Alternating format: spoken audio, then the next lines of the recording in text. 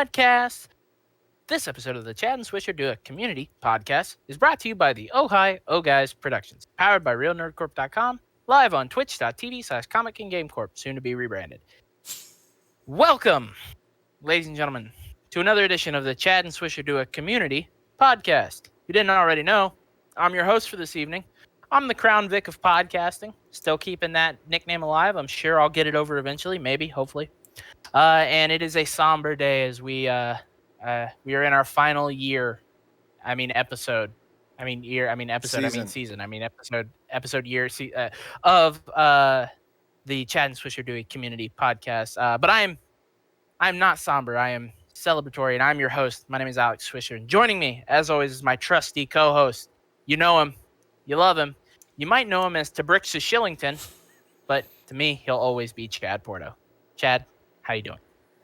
I'm doing good because we're finishing up Community for the first time in a week. I've actually gotten consistent sleep and Yep. Yeah, like I'm not waking up in the middle of the night for some reason, so that's cool. Also, next week we're starting our Hallmark movie marathon.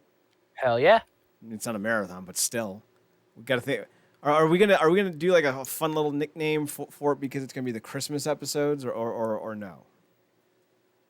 I don't know. We could do either. I don't mind either making this like Christmas Ohio guys, or we could do it under the Hallmarks banner. I'm fine with either. Holiday Hallmarks. Holiday Hallmarks. Yeah. Horror Day Hallmarks. I don't know. We can iron out all that after we wrap up Community. So this is the only season that we're going to talk about beyond just the episodes, because this aired on the ill-fated Yahoo Screen service. Now, I know what it says. Like, it says that Yahoo Screen existed from 2006 to like 2019 or currently still going. But this literally 2019. But this literally only lasted 8 months. Yahoo Screen in its form. Yeah. What they tried to do was they created 2 new shows and then bought the rights to Community, and they tried to get in on the streaming wars. The only problem is no one uses Yahoo for anything but slanted, myopic commentary on politics and email.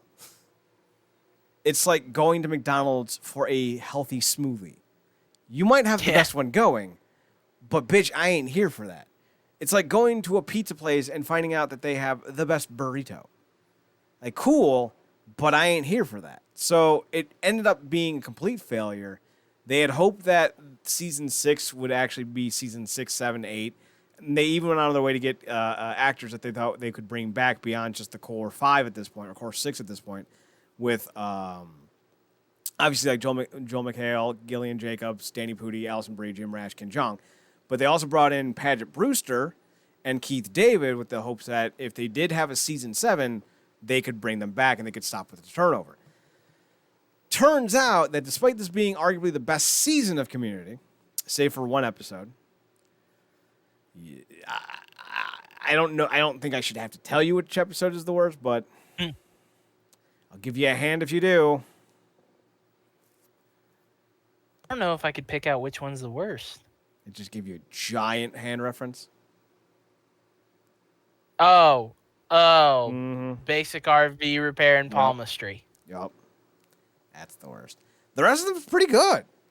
And the additions are great. So, let's get into the fucking season. Dude, yeah, all right. Let's start there. The additions are great. 1, Keith David fucking rules. Yes, he's fantastic. Did you guys invite me in just to be the black guy in the group so you can ask me if something that you say is racist? Because I'm not here for that. Fucking great. Love Keith David. Huge fan of his. I'm a big fucking They Live fan. Mm-hmm. So, Keith David was great in They Live. He was in Saints Row the 4th, the video game. Mm-hmm. When your character becomes the president of the United States, your vice president is Keith David. He was also in the first Saints Row game as a character by the name of Julius, I think. But in Saints Row the 4th, he plays himself as Keith David. So Keith David rules. He's been in. If you don't, also for people mainstream people who may not know who Keith David is, If you've ever played Modern Warfare 2, he was your squad commander. I forget what your character's name is, but he says like, get to the RV. Like he does that basically. Wasn't he also in the So third one? he may have been. I'm Because not sure. I your don't. squad, like, because the only people who die in the second one, and I'm not gonna sit here and apologize for spoilers because this game is fucking 15 years old. Fuck off. Yeah. The only one who dies in the second game is Ghost. Gets shot in the head. And and the dude you play as, Roach. Was it Roach or Soap? No, Soap is Captain Price. Okay. So It's yeah, Soap. those are the only two Roach, characters that die. The Americans, no one dies on the American side of things. So, Padgett Brewster was also in like a bunch of like CSI or FBI or something fucking or other. Here's what you need to know about Paige Brewster is that Criminal Minds. Yes, she's Criminal Minds, and she is so goddamn attractive. Like, she is like her.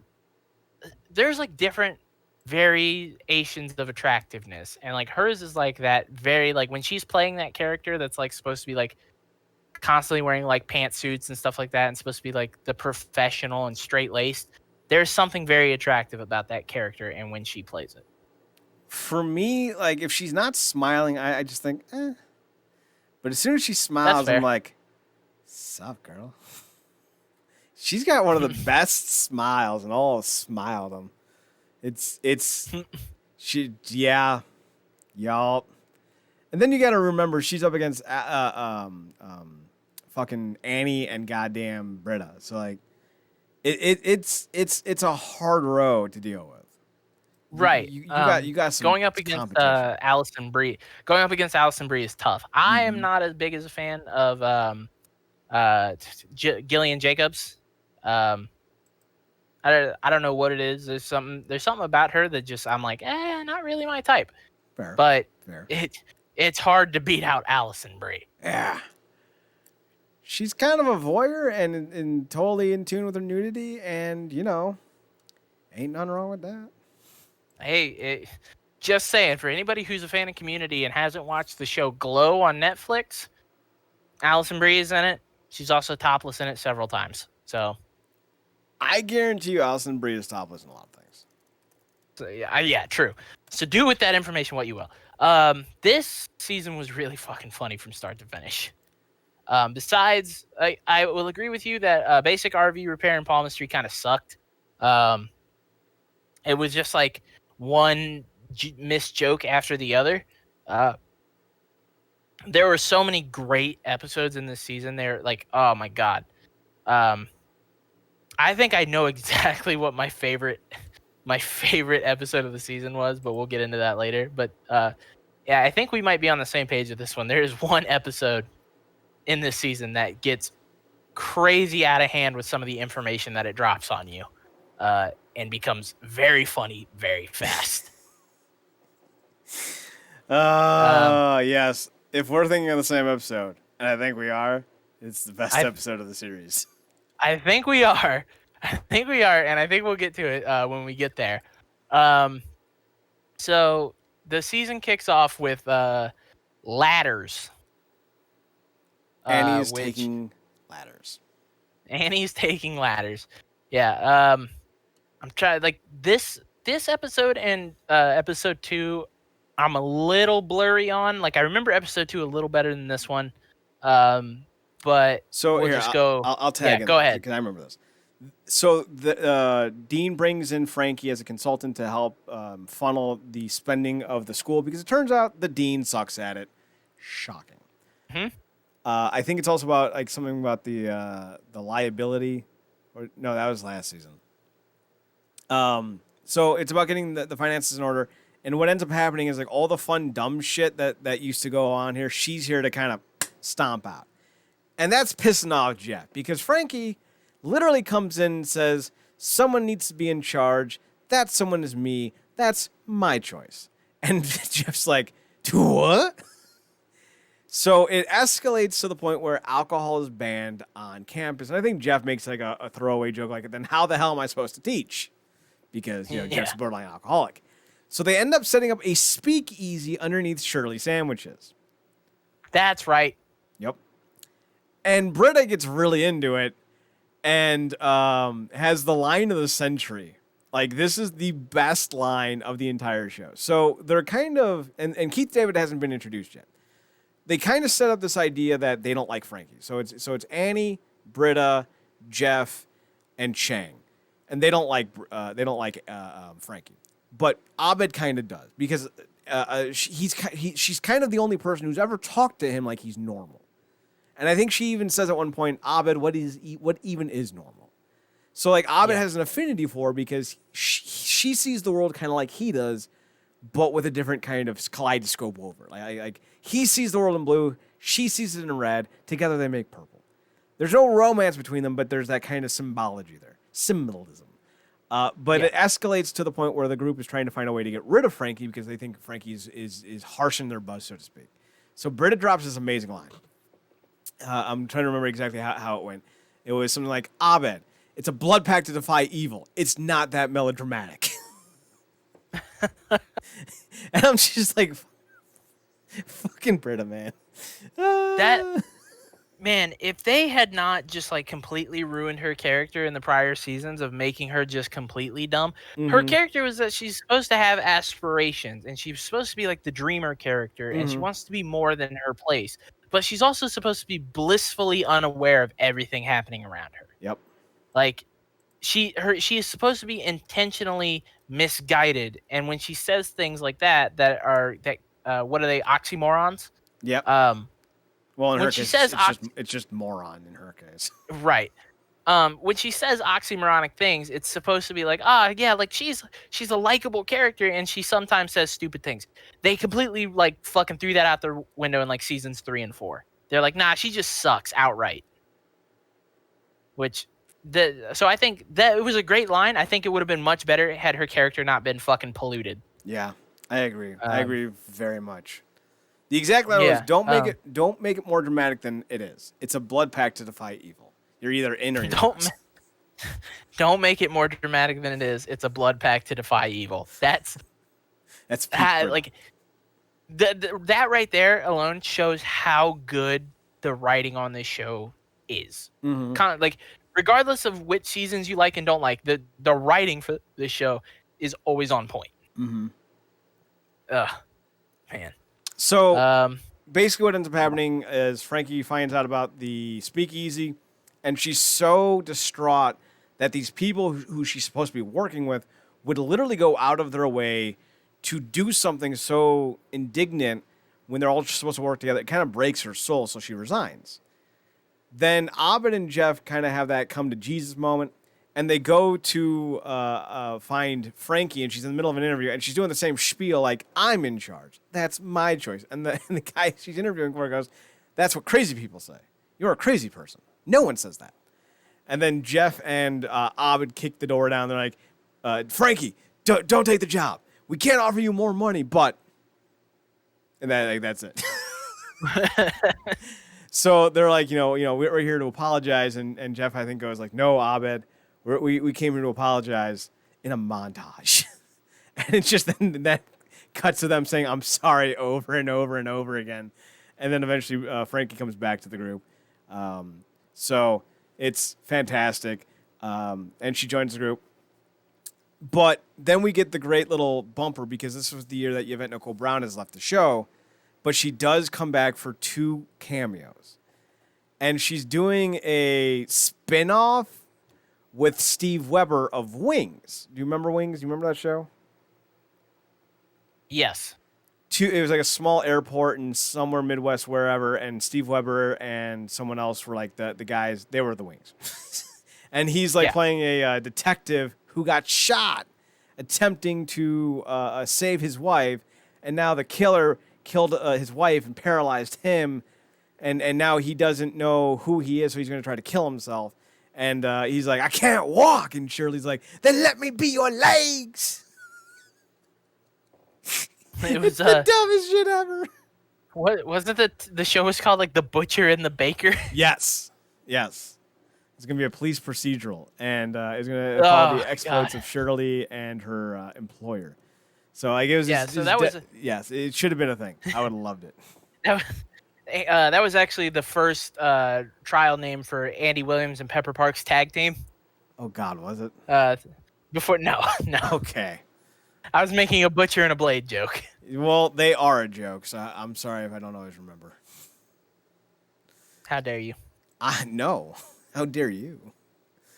So that establishes Frankie Dark. The next episode, Lawnmower Maintenance and Postnatal Care, establishes, Keith Davidson's character. His name is, God, some weird name. What is it? Elroy Patashnik. There it is, Elroy Patashnik. I think it's this episode, right? Yeah. Yeah. Okay. So it's twofold. Britta moves in with Abed and Annie. And Chang gets bit by a cat, and he keeps walking around like, I got bit by a cat. But the big arc of the story is that the dean buys a virtual reality system for the upkeep and maintenance of Greendale. But it's a terrible 90s version of it. So there's like a whole like harness, and like the floor slippery. It's like if you walk on it, like your socks slide, and you move in the anime, and like you're just a polygonic figure in it. It's terrible. Oh, it's the worst, and it's the best. And it turns out it costs a lot of money, and the dean is just enjoying the fuck out. Like he loves it. It's like every time like he's like, I can change time here. And you know, he's shooting laser beams to change time, and like he's throwing shit to get delete files, and every time he does it, he's like, and Jesus wept. So finally it gets to a point where he's like, and Jeff cuts him off. He goes, if you say Jesus wept, I am gonna slap you. But I think it was Britta. No, I forget who goes to get. Oh no, I think it was Jeff goes to get Elroy Patashnik, and gets him to buy back or sell back the device to him. And that's kind of how he gets brought into this, because like he's kind of like living in like an RV. So it's gonna be a thing with him and that RV. And I think that like, you know, we can't pay you, but we can give you free classes or something. And Elroy's like, fine. So that's kind of how he gets brought into the Save Greendale community. What did you think about this one? Because this one was a lot of fun with the dean, especially. I think this one was good. I think the main story of the dean and the VR system really kind of saved the like the sub story for this one. Mm-hmm. Which the sub story wasn't bad, but I think like the main story of the dean being entranced by this VR machine and just going absolutely like thirsty with the fake modicum of power he's gotten. Really kind of like is like this episode was a balancing act of like, here is one thing that is super grounded in reality, and here's another thing that's literally in virtual reality. Mm-hmm. So I think this episode was really good for that, like the balancing act of doing something ridiculous. Like every step of the way, it just gets more and more ridiculous. Like they put him in it, and he's like, "Oh wow, this is awesome," and then he just slowly starts getting more sucked into it, and he keeps doing more ridiculous things inside of it. And then it's like, okay, well, we have to get him out, and he's not listening to us, so let's go find the creator. Sure enough, fucking Keith David living in an RV. That's the headquarters of the company. Yeah, so it's absolutely just, oh my god, it just gets more and more ridiculous, and then the sub story is just like mellow all the way through. Britta finds out that Annie and Abed are taking money from her parents to house her, basically. And her parents are like super supportive. And this pisses off Jeff because, you know, he would like to have supportive parents. And Britta's just having a hard time dealing with it because, you know, she's kind of painted her parents as these evil people. And even at one point they go like, you know, we weren't evil per se, but we were very neglectful. So she has a right to be mad at us. And Britta even hits her with a pretty hard, like, if it was any type of other show than a comedy, it would really fucking hit hard. She goes like, where were these parents when I needed you? Like, damn, like, whew. But then she steals a big wheel, and like, I'm fine with it.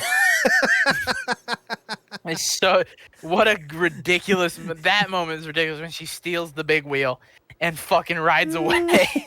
It's just fucking great. um, yeah, this episode is really fucking funny. It's really good. Ooh, don't forget the ending with the Portuguese gremlins. The Portuguese gremlin is the end tag. Yeah, the little end scene. Um, I really like what they did here with Britta, where they explain where Abed, Annie, and Jeff have been getting all the money to lend her or like house her and like buy things for her, Mm-hmm. because like it's something that's never really explained in the series of like Britta's constantly in need of money and always asking. She's always saying, I'll pay you back, and they never really explain it because you don't need to explain something like that. But the fact that they went out of their way to introduce her parents this season and explain it by the fact that they're filthy rich and they keep giving all of her friends money is really fucking funny. I just love how Jeff's like, George and Deb, you mean the best parents ever? The best parents ever. Also, another great thing about that episode is that the name of the episode is Lawnmower Maintenance and Postnatal Care. For those of you who are blissfully unaware, and lucky you, the first half of that, the title of that episode, Lawnmower Maintenance, is a direct reference to the movie Lawnmower Man. Yeah, which was a terrible movie. Which was an awful movie about virtual reality. And then Postnatal Care, of course, is Britta's parents taking care of her, even though she doesn't want it. But yeah, Lawnmower Maintenance is a very good reference. And then the next episode, Basic Crisis Room Decorum. This was directed by Bobcat Goldthwait, by the way. I know. I was just about to say that. Like, I saw Bobcat Goldthwait, and I was like, "What the fuck?" Bobcat Goldthwait, for those of you who don't know, I think it was which Academy was he in? He was in Revenge of the Nerds and Police Academy 3 or 4 and on. Yeah, and on. He also, and this is where most of my generation will know him from. He played either Pain or Panic in the Disney Hercules movie, which were the two little demons that assisted Hades. I don't remember which one he was. He was the fat red one. I know that much. I don't know if there's his name. I think he was Pain. I think the fat red one was Pain, and the skinny blue one was Panic. And he played Pain, which is fucking has one of the best scenes in that entire movie where he's our mortal nemesis, and you're wearing his merchandise. And it cuts to Pain wearing Hercules sandals. It's fucking great. We need to talk about that movie one day because that movie is a comedy goldmine. He does play Pain. Yes, you are correct. Yeah, cool. I've also he's done stand up. I've seen his stand up before. He had like an HBO special. And the only thing I remember about his stand up special is he had a whole special where he walked into the crowd and he was talking to a couple and he was talking to the guy of the couple. And he started talking about how, like, when you get older, you're going to have to put Gold Bond on your nuts because your nuts are going to hang and they're going to stick to the side of your leg. And that was the only bit from his entire stand-up special I remember. He was face-to-face with this couple, literally inches from them, talking to this dude about, like, how sometimes when you get older, you might just sit on your nutsack. So I remember him most from a WB show called Unhappily Ever After. Uh-huh. He had a starring role as Mr. Floppy. That's a name. A smoking, drinking, perverted, gray stuffed bunny. And he's constantly talking to the main character played by Jeff Pearson about like the events going on in his family. And in his typical Bobcat Goldthwait, like hardcore, breaking every other vowel kind of nonsense. Oh, like, gee, man, you gotta do it. Like, that's how he talks. Like, his voice is 32 kinds of jacked. But I love him in so many things. So, in this episode of Community, they find out that a dog got a degree from Community. And Annie basically spends all episode going, did we give a dog a degree? And then Dean would just go, So basically, the episode starts with Annie getting a call like, hey, or a text like, hey, this is going to be a thing. City College is going to run this attack ad. So the entire episode is them trying to figure out ways to combat it. Chang comes up with the idea of making a porno in City College, and it ends up being just him jerking off in City College, but it turns out that it's not City College, it's Community, Greendale. Sorry, excuse me. And that Chang went to the wrong college to do it. No. So it's not even that. He just films it on a blank wall that could be anywhere. Oh, yeah, that's what it was. He's wearing a Greendale sweatshirt, right? And it's not just him jerking off. He is edited to where he is the plumber and the person in need of a plumber, and he is having sex with himself. Chang, you goddamn glorious bastard. I wish I was making this up. So the dog's name is Ruffles. Ruffles, yeah. Ruffles the dog. Yes. And they decide that they're going to do a counterattack on Ruffles, asking how many dogs did Ruffles impregnate? Does Ruffles raise his own kids? And this is where Annie kind of goes like, listen, it's bad enough for this college that gave a dog a degree, but are we really going to be the college that then attacks the dog to the degree of whom we've given? So the end result is they decide to just own it. And the ad that they run is Dean Pelton sitting next to Ruffles going, this is Ruffles. He got a degree from Greendale. I forget what he said, but he basically turns out and says like, we're trying not to be the school that gives dogs degrees anymore. But he ends it by saying, we're trying to get our shit together. Yeah. And it was just a great way to hit home. Oh, it was fantastic. So let's talk about the best part of this episode. Well, there's two. The overall arc is great. The Britta and Elroy bonding over Natalie's freezing is great.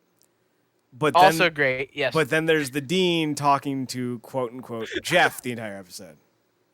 So Annie calls a bunch of people in the middle of the night, telling them we need to have an emergency meeting. She gets in touch with the Dean. Dean. Well, she texts them, and it's important because of what happens.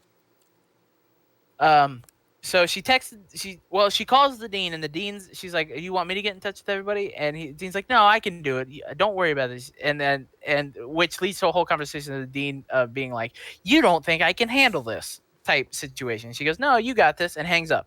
So he starts texting everybody, and he texts Jeff and Annie at the same time. Annie responds immediately and says, this is Annie. I'm the one who told you about this.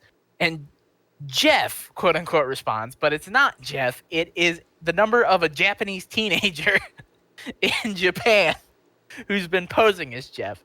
And Annie tries to tell him this, like, I don't recognize this number. I don't recognize this number. So the Dean texts Jeff's number by itself in a solo text. He goes, you didn't tell me that you gave Annie a fake number. And it's a Japanese teenager and his friend. So this is a running gag throughout the episode where the Dean is texting this Japanese teenager, and the Japanese teenager tells him to bring him some olives. And the Dean's like, I'm not doing this again because the last time I brought you olives, you told me you hated them.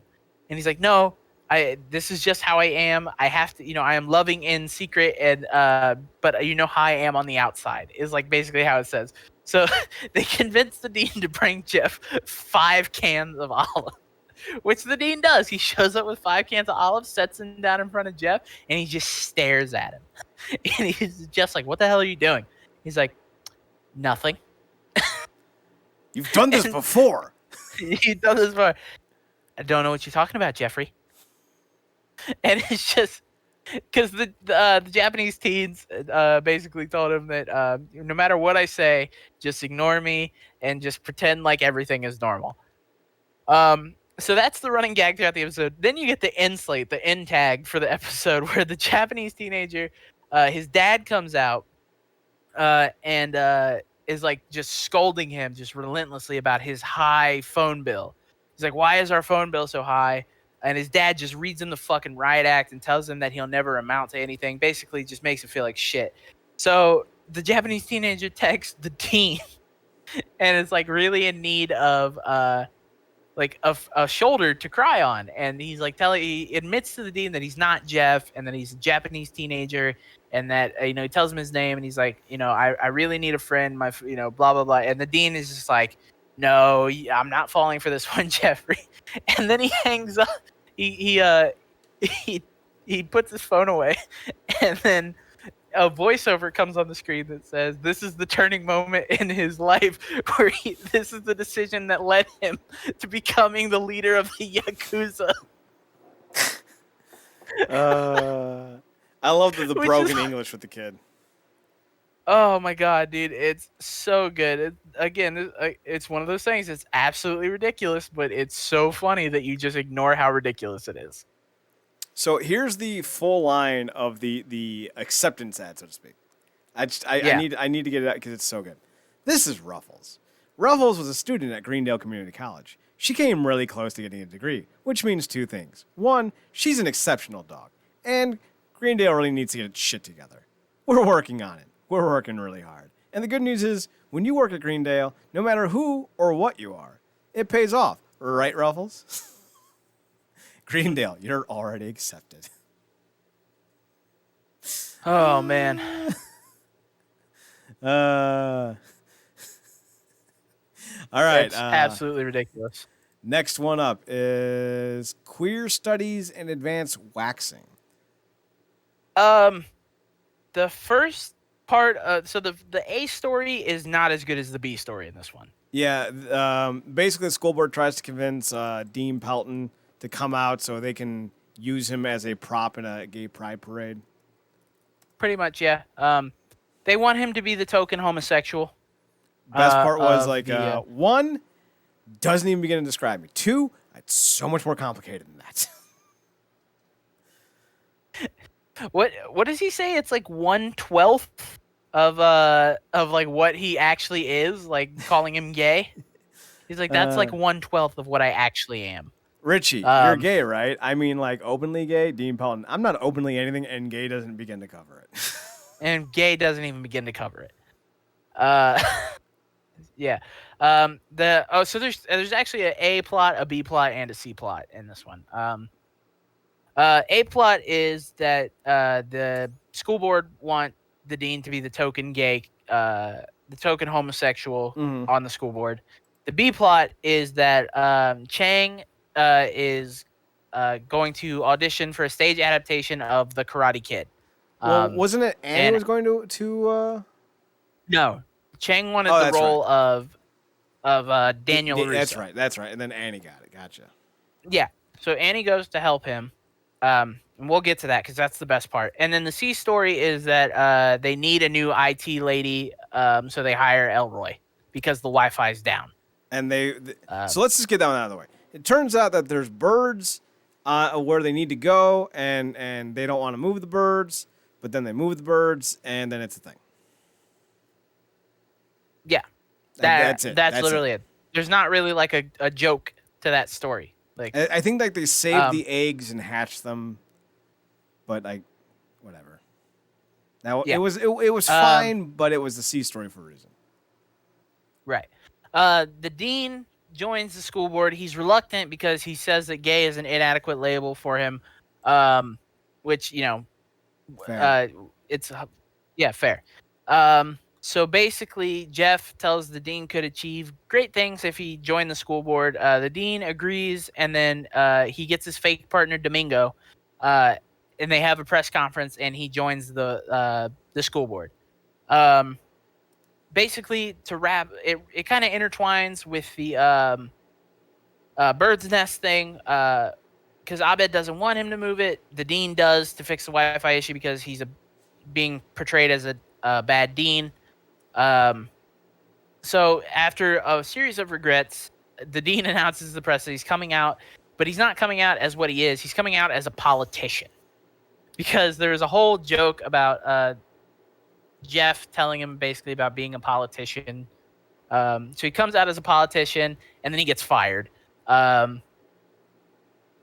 So the main story that we should be focusing on here is at the Karate Kid edition, Annie and Chang go. Before we get there, I found the lines, if you want to hear them, about the Dean Pelton and what he is. Okay, go ahead. Frankie, they want you to be a token homosexual? Jeff. It's a form of progress. 30 years ago, the most an openly gay could achieve was the center square. Dean Pelton, but I'm not just gay. Jeff, what does that mean, Dean Pelton?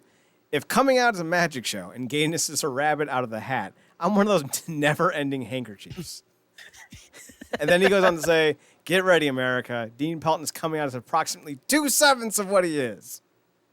Approximately 2/7 of what he is a great. It's fucking fantastic. Yep. Oh boy. All right, so Okay. Chang and Annie try out for Karate Kid. Chang gets Pat Morita's character, Mr. Miyagi, and Annie gets the role of Daniel. She's thinking she's the cock of the walk because she's like, I got Daniel LaRusso, I'm the fucking star.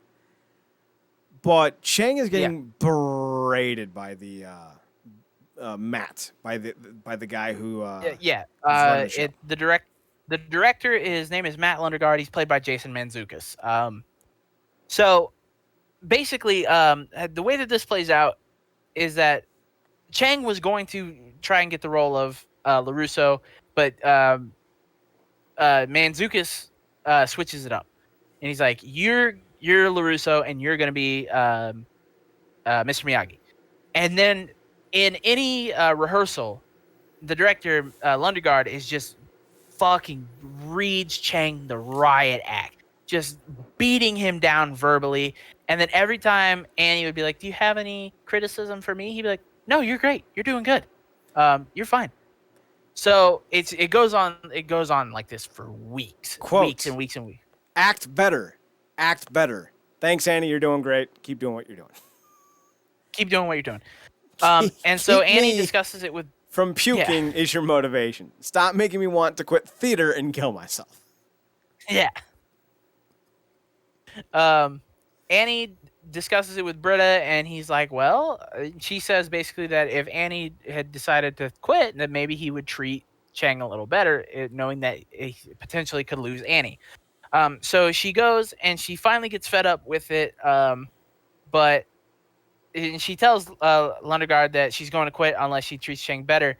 And when she does that, Lundegaard just fires her outright, and he goes on this whole long speech about how nobody cares about the character of Daniel LaRusso, how Mr. Miyagi, the story is about Mr. Miyagi, and how Pat Morita was nominated for a I think Golden he Globe? won an Oscar for that.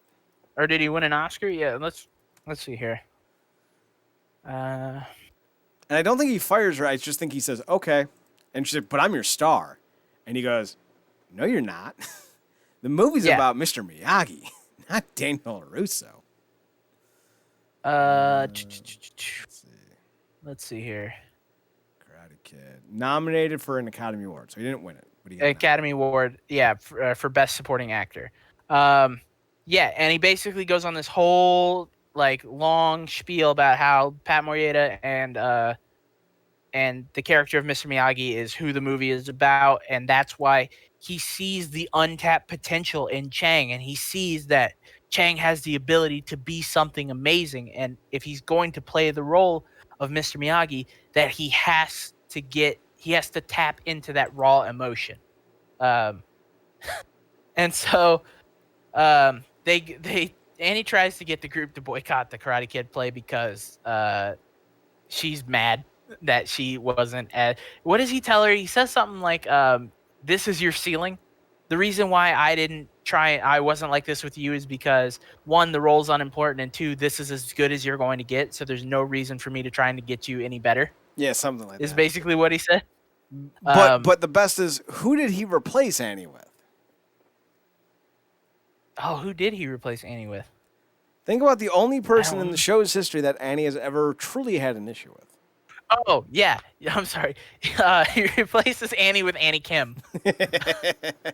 Which is such a good move. Okay, so wait, there was something else. The reason why he picked Annie originally was because, quote, I picked you because you'll fit into the costumes. Yeah, that was it. Because you have the body of a teenage boy. And Annie's just like, what? Like, damn. That was harsh, son. Oh, man. And basically, they go and see Chang perform, and literally, everybody in the audience is moved to tears because of how good the performance is by Chang. Mm-hmm. And that's pretty much it. And it was really fucking good. It was a So good episode. I loved it. This is one of my favorites. Episode 5, I think, only has 2 storylines. Basically, one is Britta wants to have a party, and the other one is Jeff is being stalked by a quote-unquote killer who's attending Greendale via a mobile Oh, yeah. device that has like a tablet on it, and it like has wheels and it moves around. And he's all like, "Mr. Wing, how are you?" So it's all right. The stuff with Willie, the convicted killer, and Jeff is the best parts of the episode. And the Yes. best gag is when they're in the parking garage, which when did Greendale get a parking garage? And Jeff was that's a standing good- was next to the steps, and Willie comes up and hits him, and Jeff just turned From around behind. slowly, going, "Did you try to murder me?" So the whole setup is so good. So they meet in the parking lot, and he's like, "Hey, Mr. Winger," and he goes, Oh, he's "Willie." whistling. Willie's whistling. Yeah, he's whistling. And he goes, "Willie, what are you doing here?" He's like, "Oh, I just thought I'd stay late and take in some night classes. Really get the full Greendale experience and make the most of my time." And Jeff's like, "All right, cool. See you later." And he goes, Mr. Winger, before you go, I dropped a ball bearing down this flight of stairs." And Jeff goes, "A ball bearing?" He goes, "Yeah, if you could just help me out and get it for me, I'd greatly appreciate it." Jeff walks over and looks down the staircase, and then slowly from behind the whizzing of wheels, and then and he just bumps into Jeff, and Jeff doesn't nudge. Doesn't move.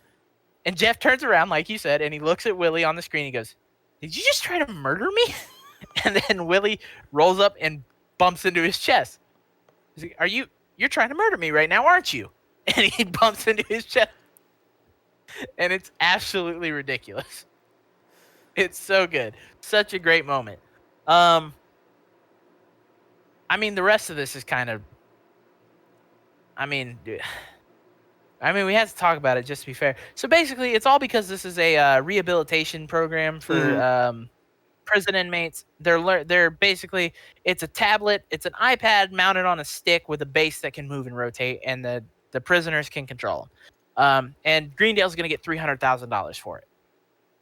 So Willie comes in, and Willie immediately makes himself the cock of the walk, and everybody loves him. Mm-hmm. He's so charismatic and great. And he's trying to turn everybody against Jeff because he can see that Jeff is universally loved. And the easiest way into a society, and this is like a very easy psychology thing, is you immediately try to adhere yourself and subvert the person at the top. And it's very easy for Willie to see that the person at the top of Greendale is Jeff. Jeff is the smartest person there when it comes to manipulating people and being charismatic. And he sees that the hold that Jeff has over like the dean, not through any of like Jeff is just taking advantage of a situation, and the dean is clearly in love with Jeff. But so yeah, Willie comes in and he immediately starts turning everybody towards Jeff, against him, I should say. Then Willie, basically, trying to think what happens.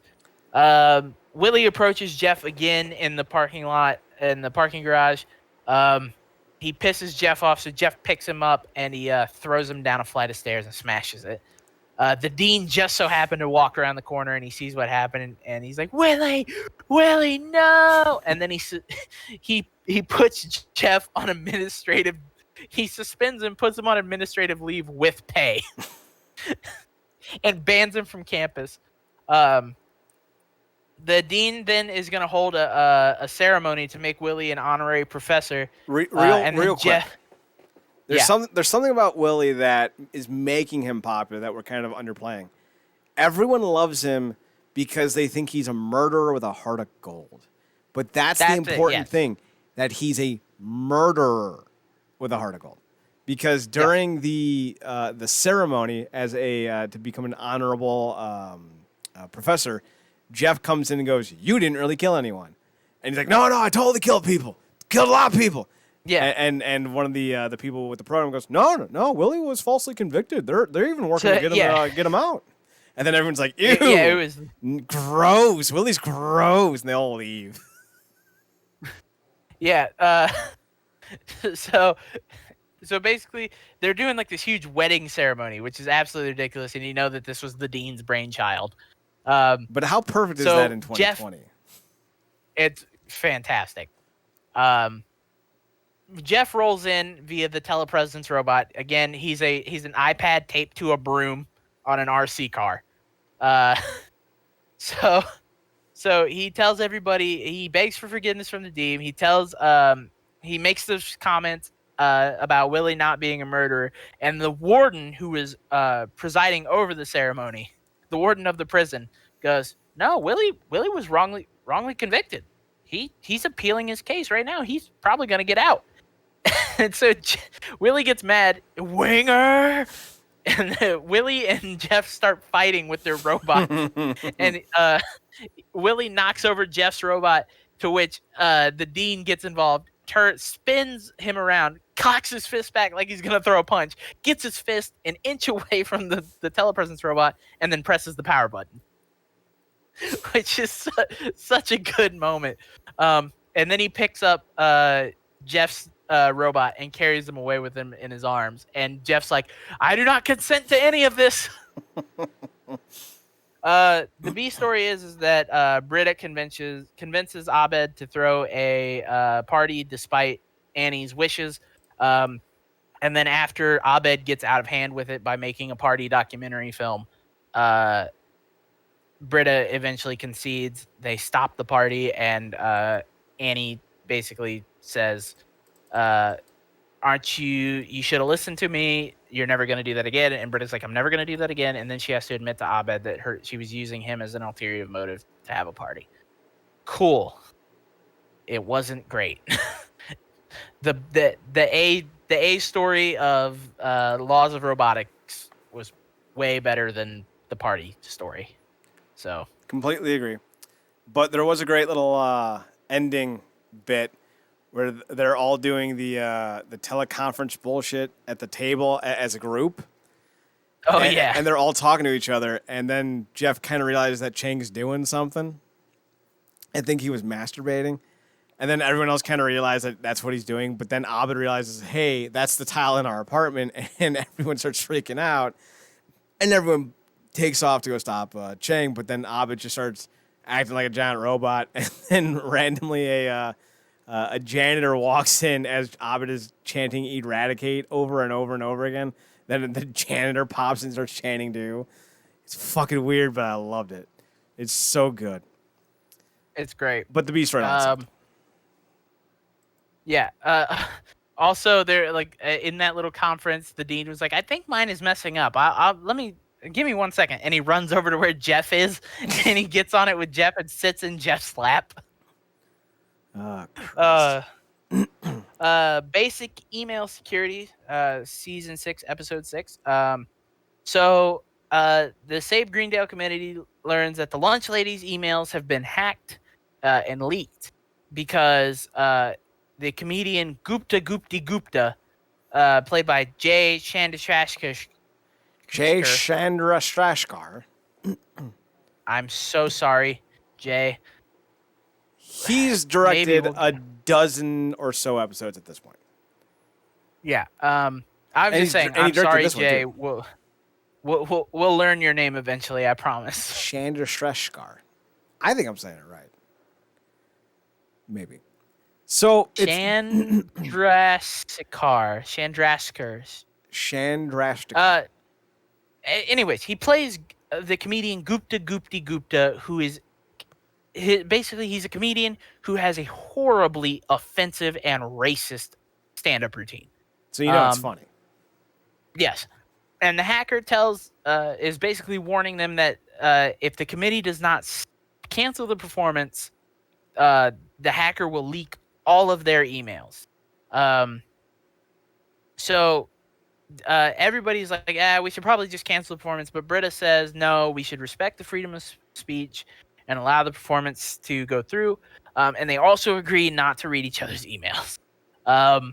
So then they get to the cafeteria to set up for the performance, and they're all super awkward with each other. Eventually, it just gets to the point where they confess that they all read each other's emails about each other, and they start fighting over their personal details. And then Jeff that's sends yeah, go ahead. letters to astronauts. Yeah. How is that not the best thing about this show?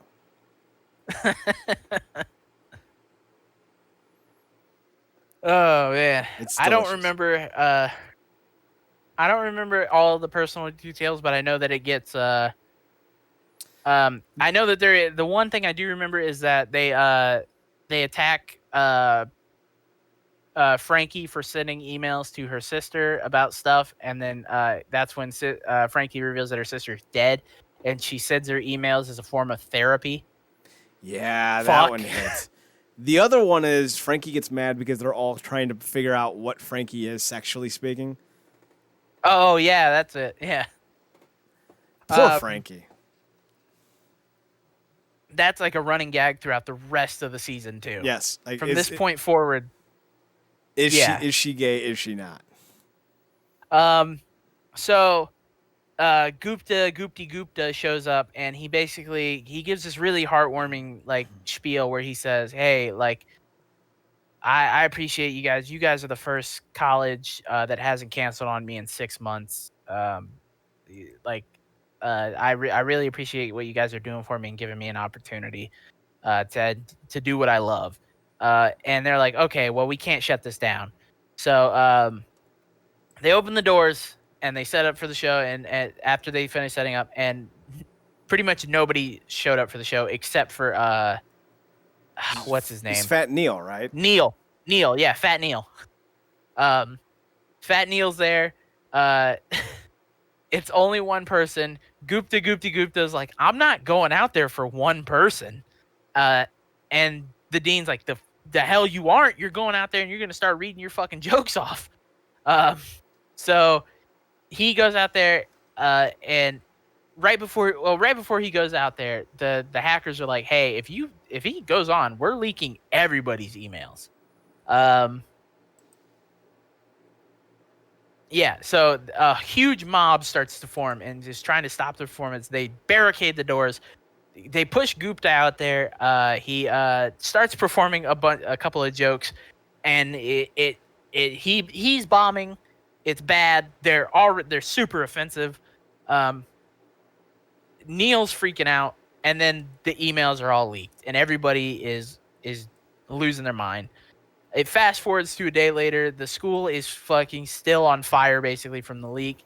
They're all sitting in the library room trying to figure out like how they can fix this and what the lesson of this was. And that's when our favorite cop, apparently his name is Officer Kakowski. Yeah. Didn't know that. Shows up to reveal that the hacker was a boy who had guessed the school's master password. Also, I love the gag in this one is that his partner in trying to find who the hacker was like a 13-year-old boy in a full-grown cop's uniform. And then as they take away the hacker, Jeff says that the lesson was crime doesn't pay, where everybody else in the group is like, okay, yeah, that's it. Crime doesn't pay. And that was it was a good one. It was okay, actually. I mean, I think the best part of it was them fighting in the lunchroom. Yes. And the little kid wearing the full-grown cop's uniform. But yeah, it was a pretty good episode. So the next three aren't the best, but they have varying degrees of entertainment. I would recommend watching Advanced Safety Features, but you could skip Intro to Recycled Cinema and Grifting 101. Wait, and Basic RV Repair and Palmistry. So I'd skip those three. Advanced Safety Features is the return of Keith Travis Schuld as the former Subway, now going by his real name, Rick. And Rick is just trying to get people to buy Honda. That's it. That's his whole shtick. Yep. And he finds out that the Dean is level 7 susceptible, so that means basically Rick can do a full court press and the Dean will buy up anything. The only good thing about this episode, well, two good things. One, I love Travis Schultz because he was Keith in Scrubs. So that's always great. The other great thing is Rick has a boss whose name is, do you remember off the top of your head? The actor's name? No, the character. He was just known as Honda Boss. Played by Billy Zane, the Phantom Billy himself. Zane. Fucking great. And the best part is, like, he tries to be, like, mysterious, and, like, he has no problem with Rick dating Britta again. He encourages it. But, like, at one point, like, they're in the bar that Britta works at, and she's like, where did he go? And Rick goes, he's behind the table, and, like, you see him, like crouching down, trying not to be seen. So how that scene went was so great. He disappears, and Britta's like, where'd he go? And Rick looks at her, and he goes, that's not for us to know. And then the scene stays on the shot, and Britta goes, oh, he's there behind the table. And you see him crouch behind the table, and he's just peeking up. He's slowly retracting his head. He retracts his head and then peeks up again and retracts his head. It's such a good Billy Zane, because so good. That gag will come back. And it happens at the end of the episode. Yeah. The subplot of the episode, or maybe that's the B plot and this is the A plot, but the other plot is that the group is trying to bond with Elroy. Elroy reveals that he once dated Natalie from Natalie is Freezing, and her name is actually Julie, played by the iconic 1990s singer Lisa Loeb, who sang Stay. And that's the only song anyone will ever know from her. Yeah. I mean, Lisa Loeb's a cutie, but, like, damn, you should have done more with your career. Pretty much that's the episode. You know, Britta breaks up with Rick again, and, you know, that's kind of just it. Like you could tell that they were trying to run through these 3 or 4 episodes to get to the last 3, which are really, really strong. Yeah. Intro to Recycled Cinema. I don't know why this wasn't a bigger plot line, because they literally pay off Chang being an actor in the Karate Kid episode, with him now getting a local commercial and becoming like the Where's the Beef Lady, where he becomes like this big fucking celebrity in his one commercial. Abed was using him to film a movie. Chang became very popular, so Abed's like, or I think it was the Dean was like, we'll make a movie around this. Yep. So they make a bad science fiction movie around it. And it's terrible, but there's some funny one-liners, and Jeff is, like, super not into it, but then, like, the only scene he got really into, they end up having to cut for time, and Steve Guttenberg's in this episode, so that's awesome. Who doesn't love that? Yeah. Plus we get the return of Magnitude. Pop, pop. Pop. Pop, pop. Pop. Pop? Pop? So, yeah. Zippity-doo? I love the fact that the whole premise of it is that they have about 30 seconds of Chang film. Yeah, they have like 3 scenes. That's it. That they just keep reusing, and I love the fact that every time he puts the phone to his head, they poorly edit in a blaster. Yeah, I mean for what it was an okay episode, but again, it wasn't like the episode that you should like drop everything for and watch. Definitely check it out. But they do bring in Randall Park randomly at the end, so I always love it. Oh my god, yeah, that's right, Randall Park. So basically, Chang got a deal from his commercial to go work with Spielberg. Mm-hmm. And when he's reading it, the sound tech is like, hey, Chang, you should probably try reading that again. Spielberg's kind of particular about the way he likes things. And Chang goes, well, tell Spielberg he can lick my butt. And he goes, Mr. Spielberg is actually right here next to me. And then Chang's like, hi, Steve. And then he's like, Chang, give us just 1 second. And then it's quiet. And then he comes back. He's like, you can actually just exit through that door right there in the studio. Yeah, we're done for the day. You can go. He's like, I can't leave the way I came in. He goes, no, just through that tiny little door. And there's a tiny little door that leads out of the studio directly into the directly outside. And as soon as he leaves, Randall Park comes in. I'm like, wow, that's a great joke. Solid stuff. The next one is Grifting 101 with Matt Berry. I don't even know who Matt Berry is. I've never seen him in anything. Hated this episode. They try to do it's like a Ocean's 11 kind of ending Meets where they're the like Sting. meets the Sting, and it's not great. It's not. Yeah. It's not as bad as basic RV repair and palmistry though, because at least with the grifting episode there were some funny moments, and like I think it was like Jeff's like, you're being grifted, like he's gonna outsmart you guys, like why don't you see this coming? And like it's like a big like told you so episode, and it was obvious. But the basic RV repair and palmistry was just dumb. Yeah, I agree. Like the only good thing about the end was the end where there's a guy who buys the giant hand because he's trying to build like a giant kind of thing so that his wife and child, so that his child will see the giant machination that he created and come back. And like his wife's like screams at him like, I'm divorcing you. Like it's such a juxtaposition from the episode. I find it very fascinating, but it wasn't very funny, and like the entire episode was just fucking weird. I think they were all high on LSD when they wrote this one. Yeah, definitely not one of the stronger episodes. The whole fucking Robert DeSalvo as the grifting master thing is really just like they could have done without this entire episode. So that one and palmistry, but modern espionage is fantastic.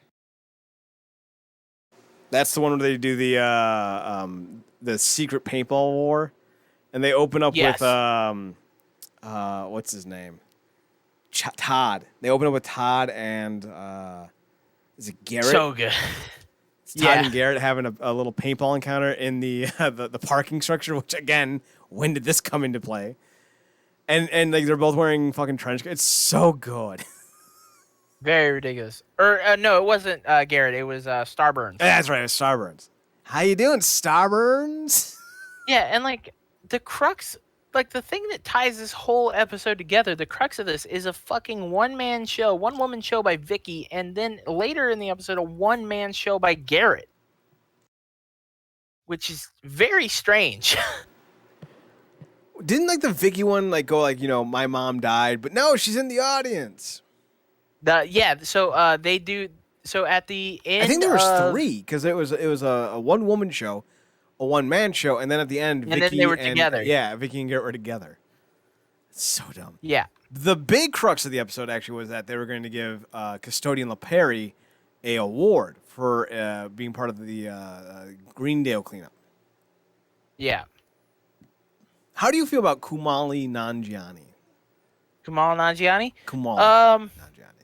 Depending on the role he's in, he's either great or he's just not needed. That's literally it. I kind of find him insufferable at times. Yeah, no, I see what you're saying. I understand. Sometimes he's just not for me. Like, no, I mean like as a person. Oh, like, yeah, he's one of those guys who like, hey, we're gonna have cake, and he just leans in and goes, "Cake, huh? They keep chickens in coops and force them to lay eggs, but you can enjoy your cake if you want." Like, all right, dude. Like, you don't always need to have an opinion on something. You can just shut the fuck up. Like, Yeah, I get it, but you can also shut the fuck up. Right. But he is entertaining in some things, and in fact, I actually liked him in the show, and you're gonna laugh at this. I liked him in the show Franklin and Bash. I think I've seen that. It stars Brecklin Meyer and Mark Paul Gosselaar. Okay. Yes. It's not the greatest show in the world, but it aired on TNT, so you know that at least got 4 seasons. Yeah.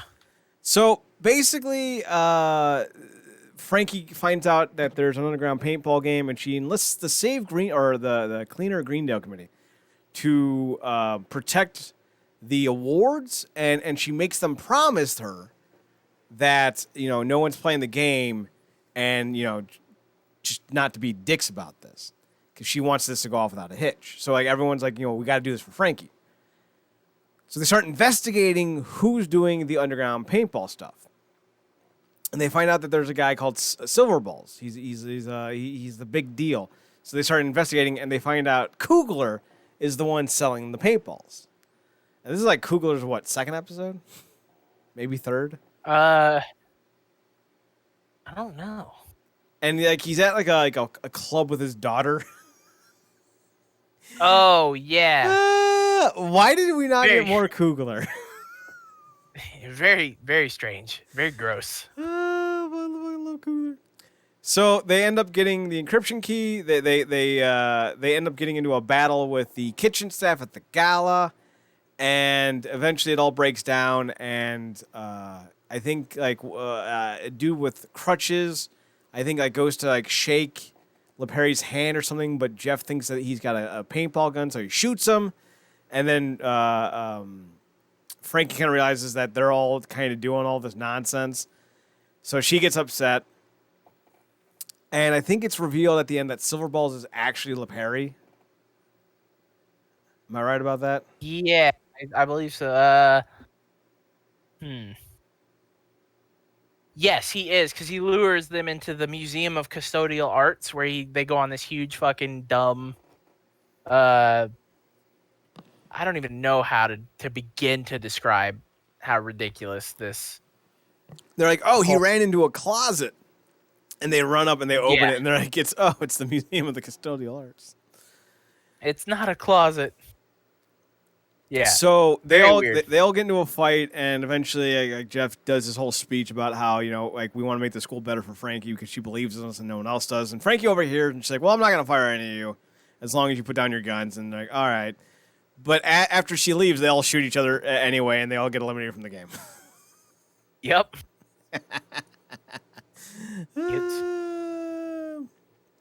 Also, I forgot about this part. Frankie makes them all wear baby bonnets as punishments. Like Frankie's got some weird kinks, man. Yeah, because basically she wants them to. It's trying to convince them that they need to all grow up, which is kind of stupid, but. But also, that's Frankie's the wet blanket. That's her whole shtick. So yes, it makes total sense. So yeah, for sure. Let's talk about the best episode of the series. See, this is one of those times where we were on the exact same wavelength. Season 6, episode 11, or episode 12. I'm sorry, it's episode 12. Is perhaps the greatest episode in all of Community. Yeah, it's hard to argue. It really is. Wedding videography. So Abed is doing his thing again, just filming people randomly. And they're in class, and Garrett, they're in class with Garrett, and they're in law class, and Garrett is supposed to do a presentation, or he has to do a presentation for extra credit, is what it was. So he stands up.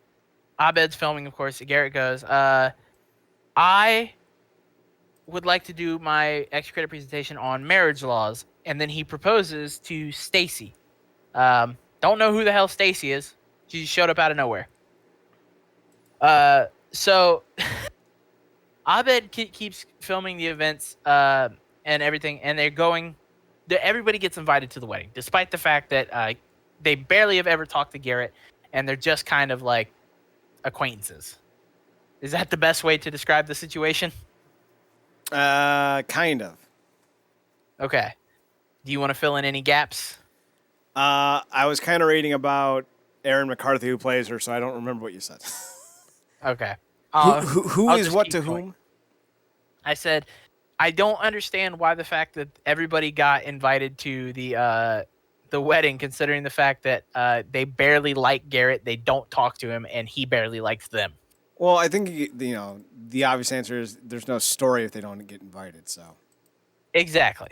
So the filming starts at the apartment where Britta and Annie are getting ready, and they're doing this in the style of like a reality television show, like a Big Brother Survivor type, where They have their what are those? God, what are they It's called? just a home movie. It is really what it is.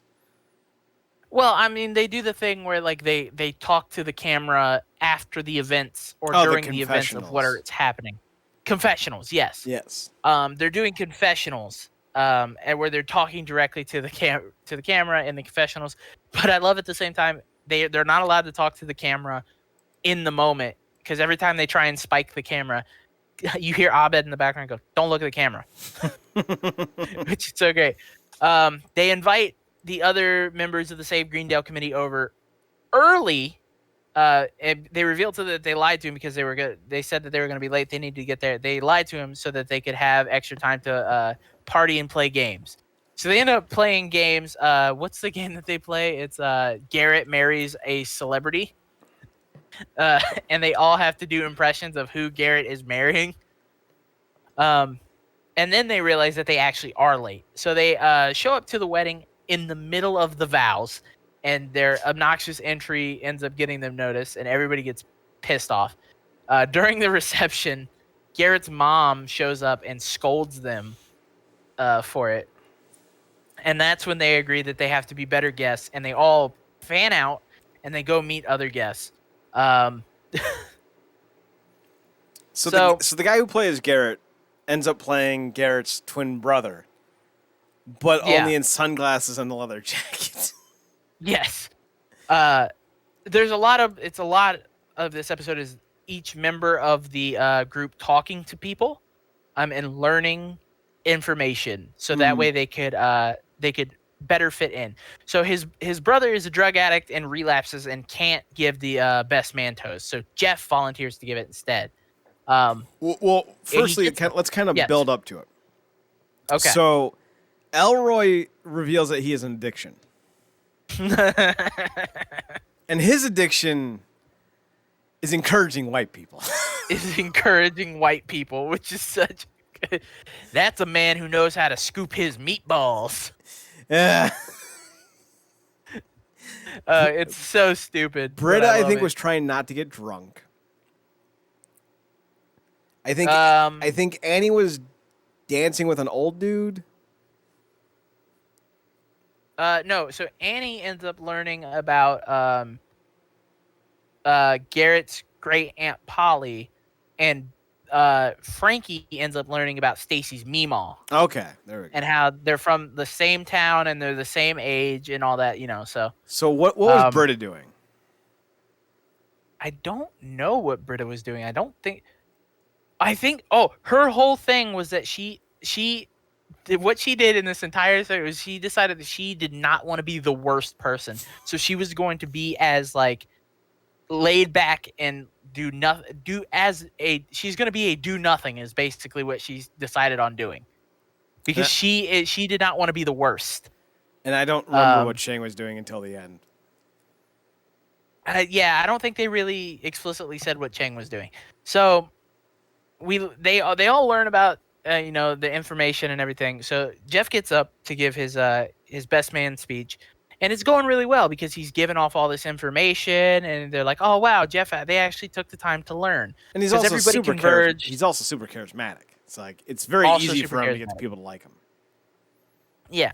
So he starts rattling off the information that they learned about Garrett's great aunt Polly and Stacy's Meemaw, where they both are the same age. They grew up in the same town. So, like, hey, you two actually share a deeper connection than we initially thought. So let's get them both up here. So they invite Garrett's great aunt Polly to the stage, and so they wheel her on up, and he goes, "All right, Stacy, bring your Meemaw up here." And Stacy goes, "This is Meemaw." I go, oh, you know what? That's my mistake. I'm sorry. I thought that was great aunt Stacy. Garrett, where's your great aunt Stacy? And Garrett points to Stacy's Meemaw, or great aunt Polly, and points to Stacy's Meemaw. And then everybody immediately realizes that the great aunt Polly and Stacy's Meemaw are the same person, which means that the marriage that just took place is now a product of incest. So technically, they're what? Second cousins? So that's his great aunt Polly, Right. And that's her which means, grandmother. and that's her grandmother. So that means her Uh, grandmother. well, that would that be her great grandmother then? No. No, because No, my it's grandmother's just brother is Meemaw. my Yeah, great uncle. yeah. So she's her granddaughter, and he is her uh, Great grand grandnephew. great So great so so grandnephew. basically how this works is Stacy's mother is Mima's daughter, or dad is Mima's son. And Garrett's father is Mima's nephew. So Yes. Mima's sister gave birth to Garrett's parent and then gave birth to Garrett. So they're, I think, second cousins once removed. I believe you are correct. They're second cousins once removed. I'm pretty sure that's right. I'm looking this up. This So keep going. I'm gonna get the actual yeah, factoids. this revelation sends the whole fucking wedding into a spiral. People are fainting. People are getting sick. Like everybody's losing their fucking minds. And the newlyweds are trying to figure out what they're gonna do. Garrett and Stacy have no idea what the fuck they're gonna do. And the Save Greendale committee, the whole gang is like, I can't believe we did this. This is our fault. This is absolutely fucking horrible. We're such terrible people. And then Garrett cuts them off, and he goes, so we have discovered that marrying one's cousin is legal in Colorado. They figured it would be best for both families if they annulled the marriage. And then this is where things just get even fucking crazier. Chang jumps in. He steps in, and everybody's like, "No, Chang, don't say anything." He's like, "No." He's like, "This is my time." He's like, "Hey, you guys need to understand that this isn't about what everybody else wants. This isn't about this or that or the opinions of others. What this is about is you guys love each other, because if you love each other, you should stay married despite the challenges that you might face." And he gives this huge, rousing, like actually inspirational speech, and then Garrett and Stacy decide that they're gonna stay together.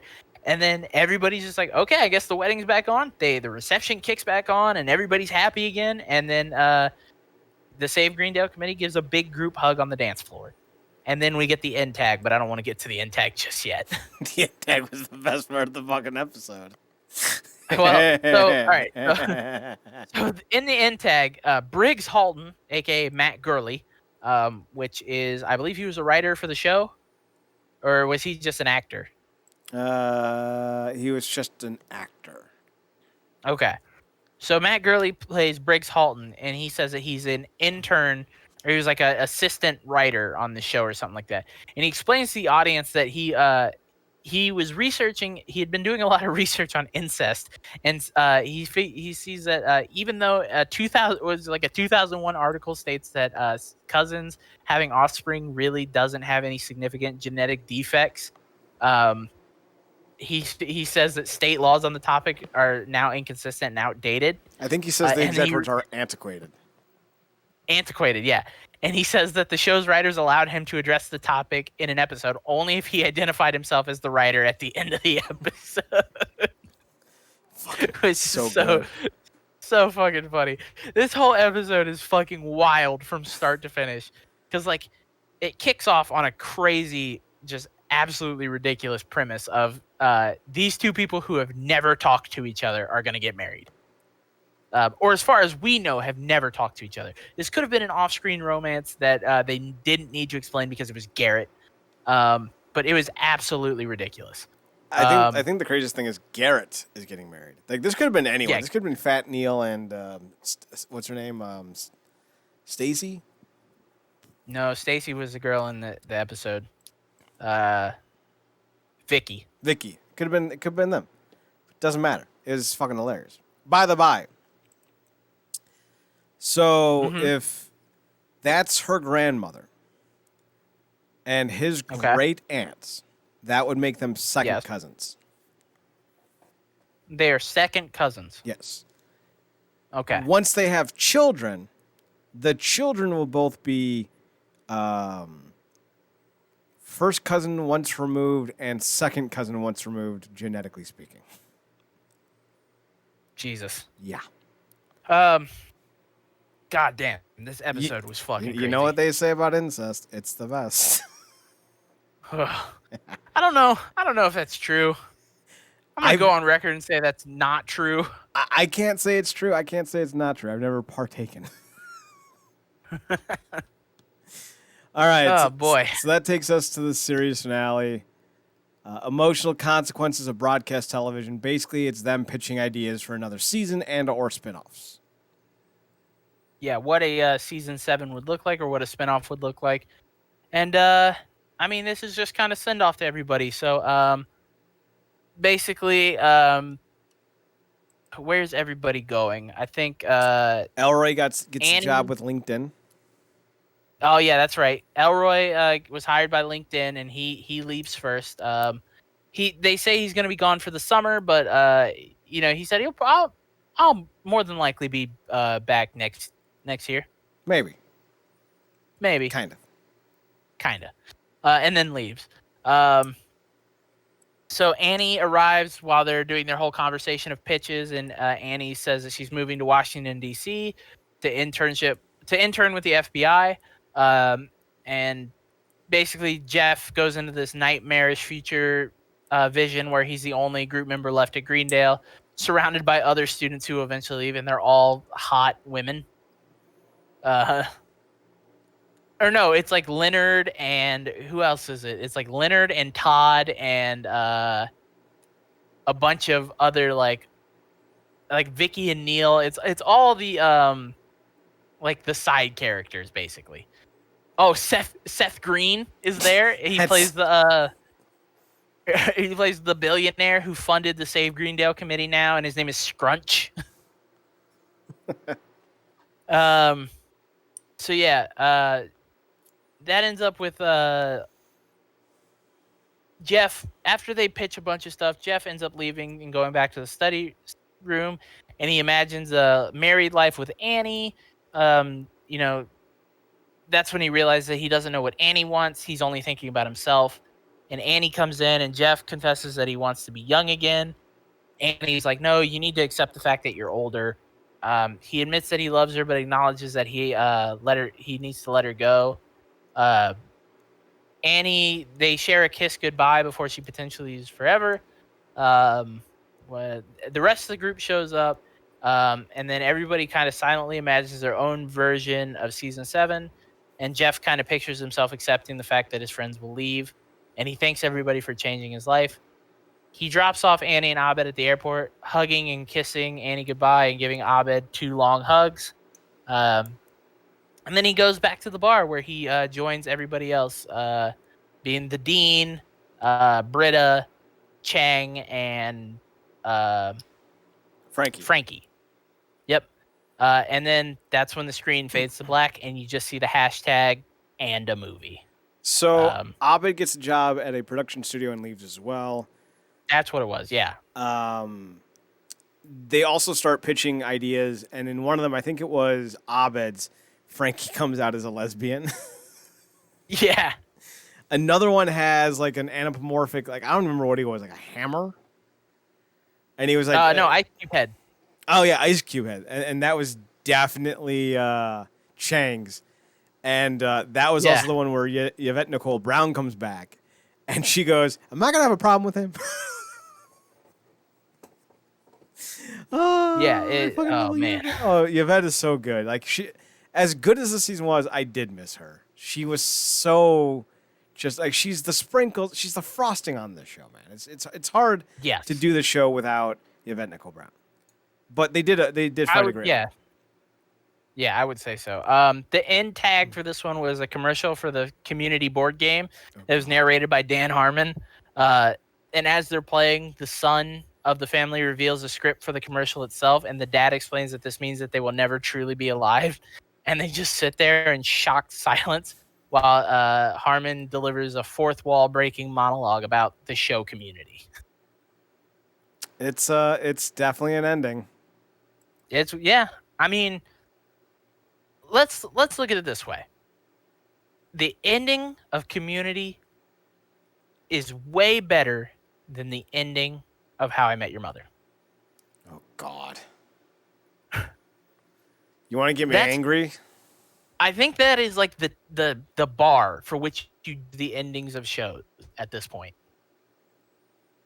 You Like just say, was it better than How I Met Your Mother? Yes. Okay. Cool. I We're in the clear. I get that, but I disagree because like I feel like that ending is so bad. I quite literally cannot think of a worse series ending, a worse final season, a worse anything to a series ever than that bullshit. Like that's like asking, well, what would you rather? This is the worst option. Like it's quite literally the worst. Like we Right. would have to find like a different bar. Like I don't know, the ending of Dexter. I've never watched Dexter. I just know that it was a disappointing ending. The ending of Sopranos better. Um, Uh. the ending of One Tree Hill. Oh boy. You know, in Oh. episode in season 3 during the school scene where everyone dies and the rest of it's just a fever dream as Luke slowly succumbs to the wounds that he suffered. Isn't that how the show ends? uh. That's how I pictured it I anyway. I think so. Like, How I Met Your Mother's ending is the worst thing I've ever seen, Swish. And it's so Yeah. bad that it's ruined the show for me. That's fair. Like I can't watch it anymore. And I used to love that show. I understand, man. I get how you feel completely. Like Barney was such a cool character. But Yeah. like they just fucking sloshed the ending on every level. Like it's just the worst. The real world. It started so much. I think it was like what season 5. They revealed that Robin can't have kids, and like at that point, that's when the show was like set for failure Yeah, because it took yeah. her out of the running. Yeah, yeah. I mean, it completely fucking spoiled the ending. That well, it's not Robin. But then it was Robin, and that's what pissed everyone off. And it hurts even more because the mother ended up being such a like who what was her name? In the show, No, the actress. the actress, Yeah. fuck, I can picture her. She's adorable. Of course you can.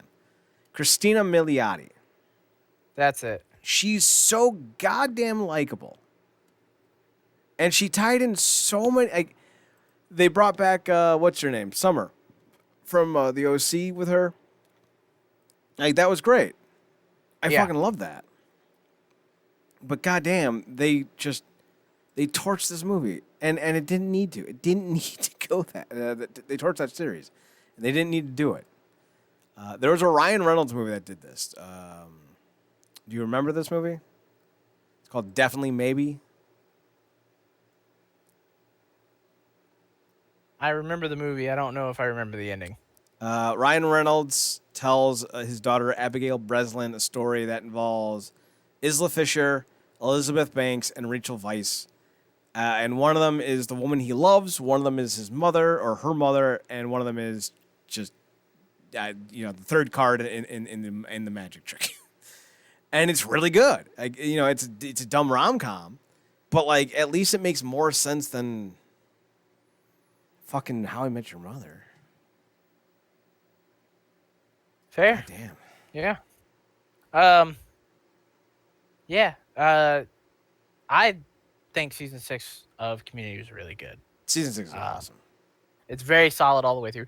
Here's the thing: you can call it the gas leak year, whatever you want. I don't think there's a single like bad season of the show. I think season 1 has to be the setup season. I think season 2 is where the show found its legs, and then I think season 3 is where it started to go a little bit off the rails. But I mean, say what you want. There's really not a bad season of this show. I think it's a solid show from start to finish. There are bad episodes, but every show has a bad episode. Not Chuck. So, Not Psych. Okay, Psych has one. No, I feel like I can't. Nope. Even my least favorite episode of Psych, I still love. Okay. It's the dream episode where Gus can't sleep because it didn't make any Okay. fucking Yeah. sense. It jumped all around. It had no fucking cohesion. But it had the best gag in the show's history when Gus falls asleep outside of the convenience store, and then Kurt Smith of Tears for Fears rolls up singing his song, and Kurt Smith sees Gus and goes, "Gusta, you caught me singing my own song. How utterly robbed Thomas of me." And I will never not love that scene. So like, all right, I can't hate that.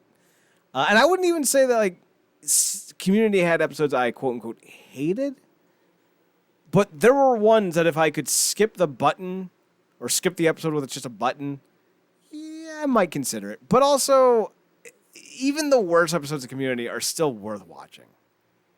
Yeah. They're just not on par with the rest of their own episodes. But like, Yeah. and not to keep beating on this horse, but like, How I Met Your Mother's best episodes are really good, or at least were before they ruined the show. But like, would you say, that the best or the middle of the road How I Met Your Mother's were as good as the worst Community episodes? Like, that's the kind of comparison I'm going with here. Like, I think Community's worst episodes are still better than a lot of other shows' episodes. Yeah. When you look at the grand scheme of like a lot of comedies, Community definitely is like in the upper echelon of like, even when they miss the mark, they still were able. Like, not every episode is a home run, but not there's no strikeouts. Like Yeah. at worst, they're getting a fucking grounder to first. Yeah, you got a bloop single. Yeah. Okay, So so Jeff, Britta, Abed, Troy, Pierce, Shirley, Annie, Hickey, Duncan, Elroy, and Frankie. Dean? What's that? The Dean. Well, you could add Dean and Chang as you want. I always saw Yeah. them as administrators. I don't always count them. Okay. There's what, 12? I won't make you do all 12. Do your top 4 characters. Top 4. Damn, I feel like this is actually easier for me than it should be, but like, because I feel like every character deserves an opportunity for the most part. So my top 4, I think I'm gonna stay within the main 6. Okay. Jeff, followed by Annie, followed by Abed, followed by Shirley. So 1, 2, 3, 4. Like Jeff's your top. Yeah. Shirley's your fourth top. Yep. From 1 to 4, it's Jeff, then Annie, Abed, Shirley, and 5 honorable mention will be Buzz Hickey. Just because his character was so amusing and so wildly, his character contrasted itself. Mm-hmm. Like he basically may have been playing 2 different versions of the same character depending on which episode you watch. Mm-hmm. So he's my honorable mention number 5. But this show does not function the way it does without Jeff Winger, aka Joel McHale. Which is why I think he's number 1. Annie has a soft spot in my heart. Abed, I think I put Abed up there just because his consistency, being there from the start to the end, and he's a comedic crutch, I think, for a lot of characters. It's like, well, if we don't have anything funny for anybody to do, we have them do something with Abed.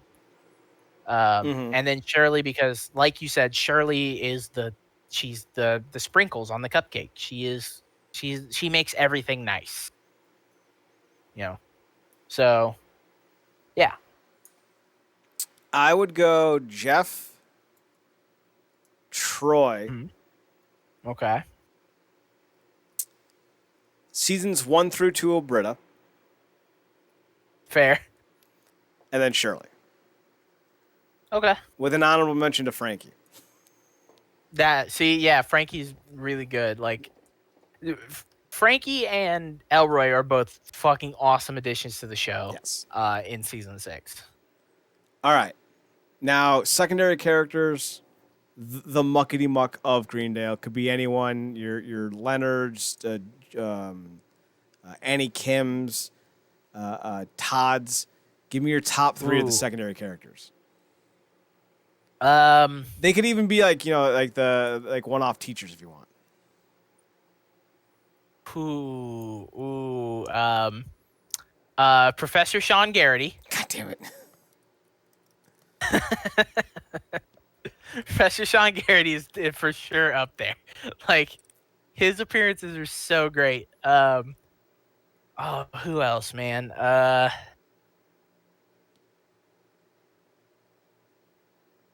I'm racking my brain trying to think of some other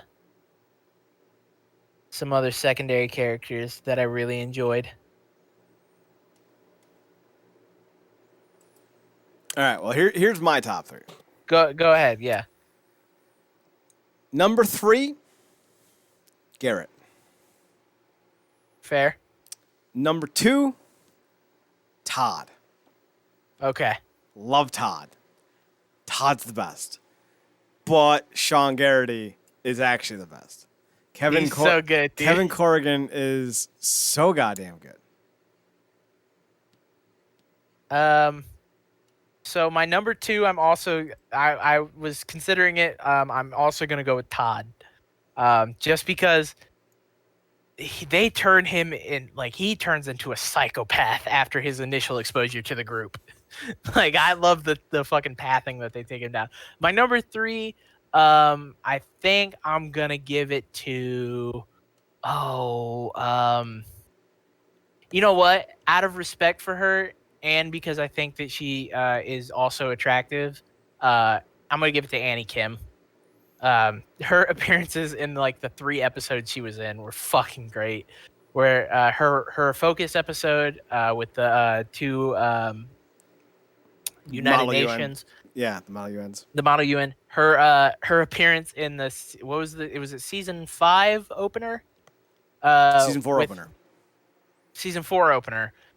The season 4 opener where Jeff just tosses her like a fucking sandbag. And then her appearance taking over for Annie in the play. All fucking just like, of course it's Annie Kim. So yeah. Professor Sean Garrity, Todd, Annie Kim. So goddamn good. So good. So goddamn good. And finally, your 3 favorite episodes. I want to ask you to do your least favorites. And you don't need to hit me with the titles. Just give me the general plot. So number 1, we've already talked about it. It's not just because we're talking about the season. It's legitimately just because this fucking episode is so goddamn funny from start to finish. Wedding Videography is the best episode of the series. Number 2, now I gotta retrack in my brain. Well, all right. Let me rephrase the presentation. 3 episodes you'd recommend. Okay. I don't remember the title of the episode, but the episode where they become sailor, they take the sailing class.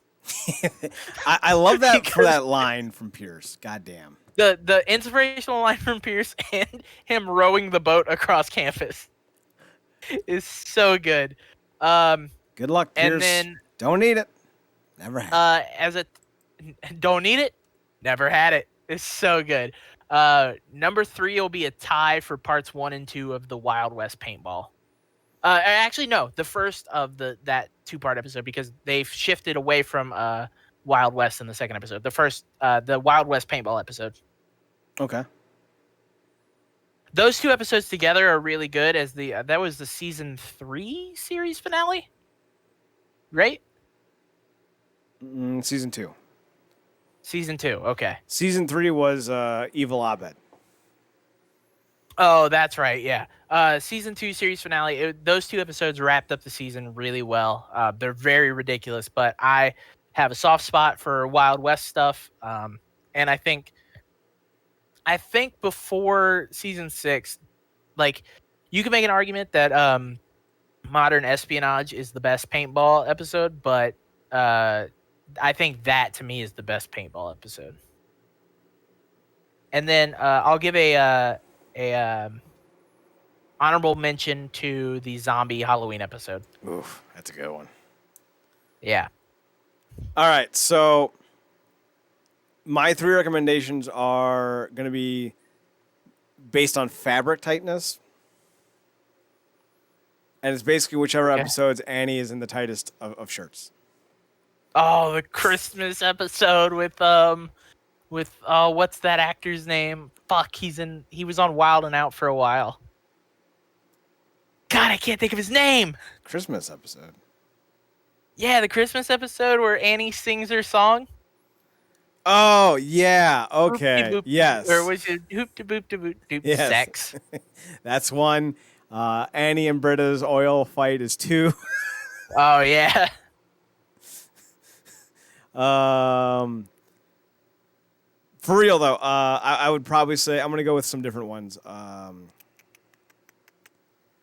The video game episode, real strong, especially with the end with Pierce accepting what's his face? God, I can't remember his name, as his brother.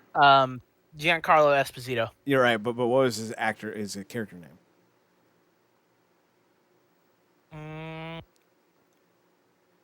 I feel I want to say it's like Glover or Glovin or fuck. Oliver. Is that it? Hold on. Where? I'm looking for it. Gilbert. Where the Gilbert? Okay. There it is. Gilbert Lawson. So I would say the video game episode. I would actually say the.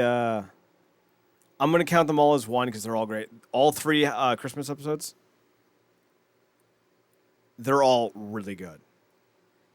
And I would probably say the musical one might be the best because Britta and Annie are in tight clothes. But the second one, the claymation one, might be the best because it's just the best. The first one is great because of the fight scene, and Britta's like, "You guys are kidding me, right?" Because like they're like, men suppress their homosexuality through fighting, and she's just having a fucking female orgasm watching all these dudes fight each other. Oh, Britta, what could have been? And then 3. I'm gonna go with the Apocalypse Now. Something. What was that documentary called? Something Darkness. Heart of Darkness. I'm gonna go with the Heart of Darkness episode where Dean loses his mind filming the commercial. Oh, yeah. Like that's real fucking strong. Especially where, Annie going crazy. Dean can't be insane because if he's insane, that means I've wasted 2 weeks of my life, and that's not acceptable. And that's not acceptable. Yeah, that's a great moment. That's a really good one. So those would be my 3 recommendations. Any final thoughts on the series as a whole? And do you want a season 7 and a movie? So overall thoughts.